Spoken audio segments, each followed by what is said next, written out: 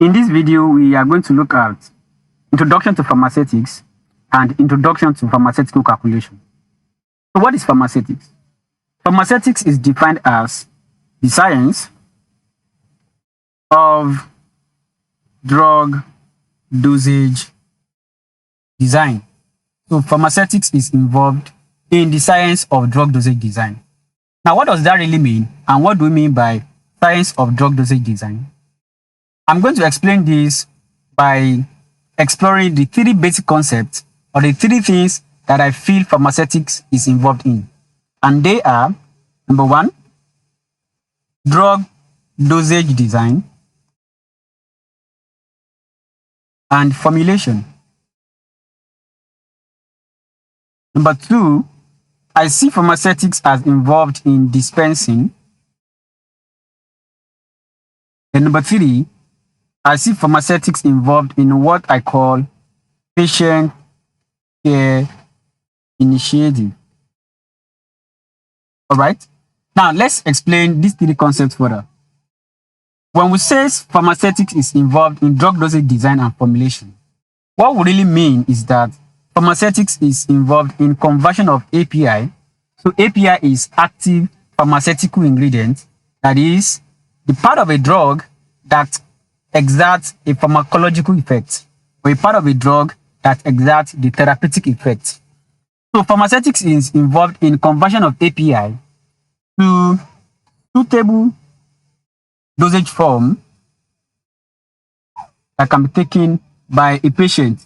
So pharmaceutics is involved in conversion of API to something like a capsule or tablet or ointment or any suitable dosage form that can be taken by a patient. The way I will picture this to you is to consider a tablet. Let's say you take a tablet of a drug, for instance, paracetamol, and you look at the pack of that paracetamol. You can see on the pack written something like paracetamol BP 500 milligram. So what this means is that this tablet contains an active ingredient of 500 milligram. But if you weigh that tablet on a weighing scale, you can see the weight to be something like 1.5 gram, which means that this tablet actually weigh 1.5 gram, but the API, the active ingredient of that drug, is 500 milligram. What has happened is that pharmaceutical procedure has been carried out on that drug, and then they've added something known as excipient. An excipient is an inactive part of a drug that serves as a vehicle or medium. So the reason for adding excipient to an API is to convert it to a suitable dosage form that can be taken by a patient. So that's what we mean by drug dosage design and formulation. Now, pharmaceutics is also involved in dispensing, which means the process of carefully labeling, packaging, and handling medication to a patient.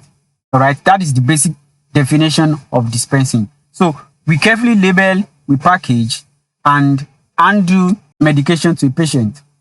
Then also, pharmaceutics is involved in patient care initiative. What I mean by this is that pharmaceutics is involved in the process of interpreting prescriptions, educating patients on drug indications and contraindications, telling patients about side effects of the drugs, and everything that a patient needs to know about their medications. So these are the basic concepts of pharmaceutics. Now, the goal of this video is to actually talk about pharmaceutical calculation, and I'm going to jump into that right now. So pharmaceutical calculation is very important in pharmaceutics because an error made in calculation when dispensing or when making formulation can be very, very costly. For instance, when we give too little amount of a drug, that can lead to achieving low therapeutic effect. And if we give too much amount of a drug, that can be very, very costly. So that is why pharmaceutical calculation is very important. So what is pharm calculation? I will define pharm calculation as the numerical process. So we are dealing with numerical and logical process involved in the estimation of the quantity concentration, and dose of a drug, as well as in formulation process. So that is the definition I give to pharm calculation. So in pharm calculation, we are dealing with numerical, and logical process, step-by-step process, in which we use to estimate the quantity of a drug, the concentration of a drug, and the dosage of a drug, and all the process involved in formulation of a drug or in compounding. To me personally, pharm calculation I see as a bridge between physician prescription and patient dose. That is, all the process involved between what a doctor prescribed and the amount of drug that is given to a patient. For instance, consider this problem. This question says that a physician prescribed 150 mg of a drug. The stock available is labeled 0.5 gram per tablet. How many tablets should be made? So if we have this kind of problem, we have to make calculations. That is why pharm calculation is important. So how do we do this? We have that a physician prescribed 150 mg of a drug. That is, a pharmacist should dispense 150 mg of a drug to a patient. But on the shelf, what we have is 0.25 gram per tablet, which is the same thing as 250 mg of a drug is present in a tablet. That is what we have on the shelf. So how many tablets should be given to the patient? So let's calculate. The number of tablets that we give, number of tablets, will be equal to patient dose over drug dose per tablet, which is equal to 150 mg over 250 mg per tablet. So if we do this, 150 over 250 should give us 0.26. So number of tablets is 0.6 tablets. That is, we should give 0.6 tablets to the patient. Now the question asks us how many tablets. So 0.6 tablets can be approximated to 1 tablet. Alright? Because the question asks us how many tablets. But if accuracy is required, if the drug is a very potent drug, the best thing a pharmacist can do is to formulate a liquid dosage form. So how do we prepare this in a liquid dosage form? We know that we have the drug as 250 mg per tablet, but what the doctor prescribed is 150 mg. So 150 mg should be given to the patient. So the best thing we can do is to make a liquid preparation and convert this 250 mg tablet into liquid preparation. So we can make a suspension of 5 ml, which means that 250 mg will be present in 5 ml of the suspension.